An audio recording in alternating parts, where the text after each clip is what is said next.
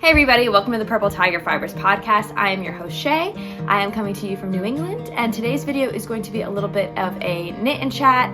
I have 7 reasons why I think you should either pick up knitting again or start knitting in 2024. I'm going to be working on this little project I have here. I haven't shown this yet in my podcast episodes. I will be in the next one, but I'm going to let you know, I'm going to be looking at my page over here because I have all the things written down in notes. And these are in no particular order. I had an idea of 7 things that I thought make really good reasons why you should start knitting. And so here we are. So I'm going to start with number 1, which is that it is customizable. So if you're a person who really likes to customize your own clothes, if you're a person who likes to have stuff that nobody else has, or if you're a person that just really likes to be able to have the flexibility of clothes that fit you well, as a petite person, I struggle with this. I've always struggled with this, and it's part of the reason why I became a maker really early on.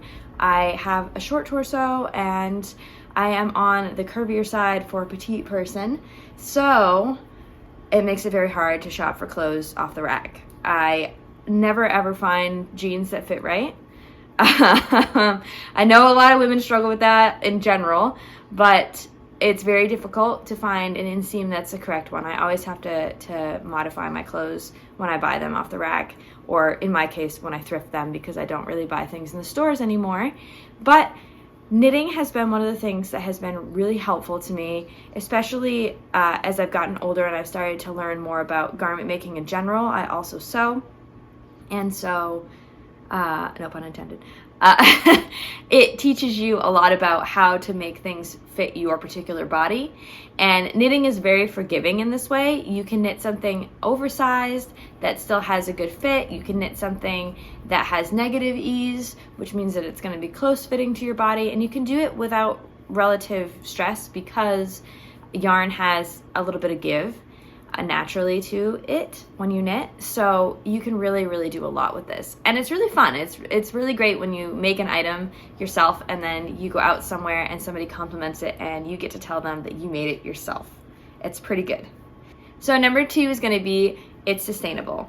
Now this is up for debate a little bit depending on what kind of yarns you use. So for me, I started out using a lot of acrylic yarns growing up. It was what was accessible. I got gifted a lot of yarn from people in my family, which I always appreciated, and it taught me a lot about how to create garments without kind of a low stake cost, especially since some yarns can be extremely expensive, especially when you're talking about hand-dyed yarns and high quality fibers like cashmere and mohair, silk.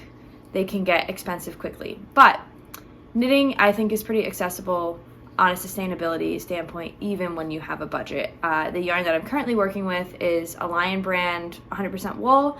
I got it at Joann's Fabric, and I think it was $12 a skein. It might have been on sale for $10. I think I got a sale. And this yarn is nice. It's not super scratchy. I think it's gonna hold up well. It's a nice, it has a nice drape to it, and I really think that it's a much more sustainable option. If you want to go and buy a sweater off the rack, most of the time it has synthetic fibers in it. A lot of the time it's all synthetic fibers.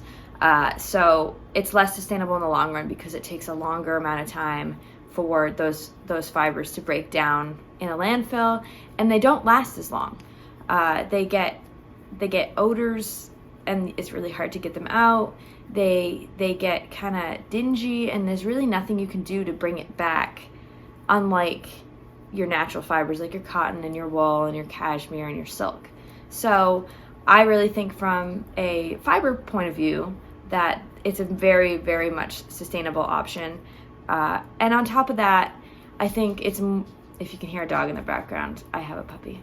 I think it's more sustainable from a fashion point of view as well, because you're making hopefully more timeless pieces, because I don't know about you, but I'm putting a lot of effort into the knitting that I make, so I want to make sure that the stuff that I'm making I can wear over and over again. It's going to be flexible in my wardrobe. It's going to be something that I can carry into year after year. So I think in that way, it's also a very sustainable option. Next is going to be, I don't know if we're on 3 or 4. I think we're on 3. Next is going to be, it helps with stress. So this is a big one for me. I have been knitting since I was a child. I am somebody who has a very busy brain, and I always need to have like something in my hands. I have a hard time focusing if I don't have like a secondary thing to kind of keep me, I don't know, keep me focused. It's such a weird thing, but I don't know when I started doing it, but I have been a person that knits while I talk, while I watch shows. It's to the point now where I don't even want to watch TV if I can't knit. Like I feel unproductive if I don't have something in my hands. But overall, knitting can be a really big stress relief, especially if you take the time to really sit and connect with it. Lately, since the new year, I have been trying to be more, sorry about the car noise. I have been trying to be more present when I first get up in the morning, not kind of scrolling my phone and doing that stuff. I have been taking some time to just have a tea, sit with the dog, you know, use my phone minimally. I use my phone for my job, so I have to kind of look at it a little bit because I have to make sure that I'm, you know, on track with my day for the start of the morning. But after that, I've been really trying to just sit and not turning on the TV until I've been up for at least a half an hour, and I'm just sitting and knitting and really kind of trying to center myself and connect myself through that. So I think that it is a really big one for relieving stress, at least personally. Number 4, I think it is, I think we're on 4, is going to be that it can be profitable. So if you are somebody who has the desire to create patterns, if you have the desire to create things that you want to then sell, whether that be garments or it could be something like hats or gloves or even, you know, little stuffed animals or trinkets, home decor, there's a really big array of things that you can make fairly quickly without necessarily having a pattern you can do, and then you can make a profit on that, whether you use something like Etsy or you do like a craft fair situation, or even like a farmer's market or something like that. There's a lot of option for you to create things and then sell them. And I think that that's a really great thing as well, especially if you're somebody who really likes the process of making something, but you don't necessarily want the product, or you don't really need the product, but you really do enjoy the making process. I think this is a great option for that. So next we have that it helps small businesses and farms. So depending on your level of availability for your funds, this is a great way to help support small businesses and to help support farms. So because a lot of the patterns out there are drafted and made by small business owners, there's a great opportunity to be able to help support those businesses. And a lot of the time it is a direct link to the person that created the item, especially when you're buying patterns or if you're buying hand-dyed yarns and stuff like that. You are really affecting directly, in most cases, the person that is creating that thing. So it's a really great way to help support small businesses and to support your community, especially if you live somewhere where you're fortunate enough to have a lot of local yarns. It's really great to be able to help support your local crafters and your local farmers. I think that's a really great thing. So number 6 is going to be one that is really important to me. So number 6 is that it reconnects us with our clothes. So in the modern world, we have the privilege of being able to get in our cars, go to the store, and buy a piece of clothing that we don't know where it came from or what it took to make that item. And we don't really have to think about it. We can just go spend, the money that we want to spend on the item and then come home and wear it. And we don't have any personal connection to the process of making that garment that you then spend however many days of your life in.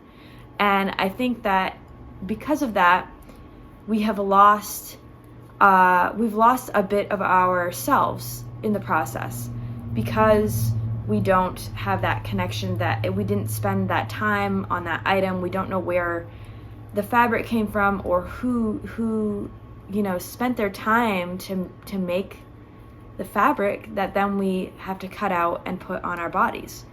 And I think that it's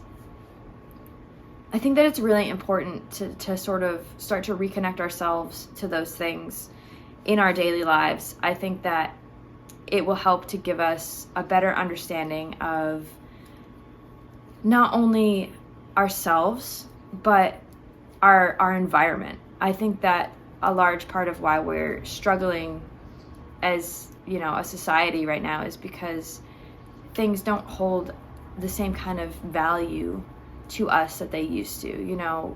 A lot of people feel like clothing is disposable, and it's not. It takes a lot of effort to even just make a t-shirt, down from the person who grows it to the person who has to water it, to all the processing that it takes to create that fabric, to the person that cuts it out and sews it, and finally to however it gets to you.